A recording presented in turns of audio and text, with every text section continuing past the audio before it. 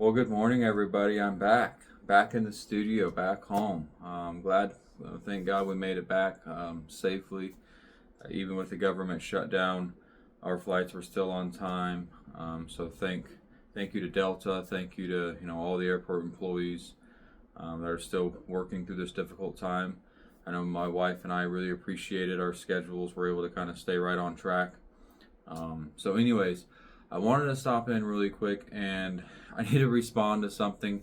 It was way easier to make a video than it is to type something out. So I made a post on my Facebook about the SNAP benefits.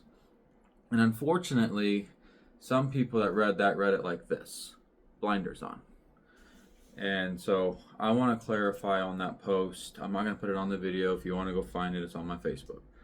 Um, so how I feel about SNAP is I'm not opposed to anybody being on SNAP. I'm not opposed to you being on it for 6 months, a year, whatever the case may be. Here's what I was saying. You should never be okay with receiving government benefits. Like, you should never be comfortable with that. And if you're on benefits like SNAP and you're on it for 6, 7, 8 months and you're not starting to question, like, okay, where's the light at the end of the tunnel? What am I doing now that's going to eventually get me off of this thing? If you're not having those conversations with yourself, how dare you?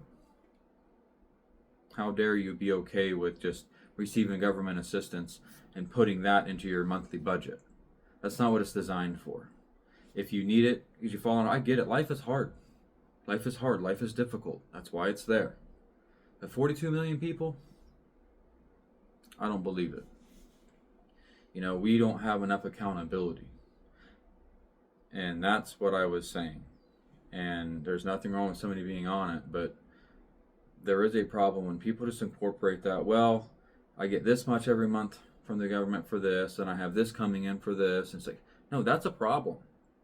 Why are you incorporating that into your budget? You should be, okay, I have this, but I need to get to a point to where I don't have this anymore because I don't need it. And what am I going to do now that's going to help me get to that point? So that's what the post was. It was an accountability post.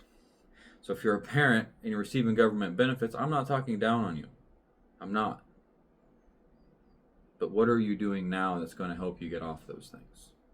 That's the question. And if you're doing nothing and you're okay with where you're at, how dare you? Be disciplined. God bless.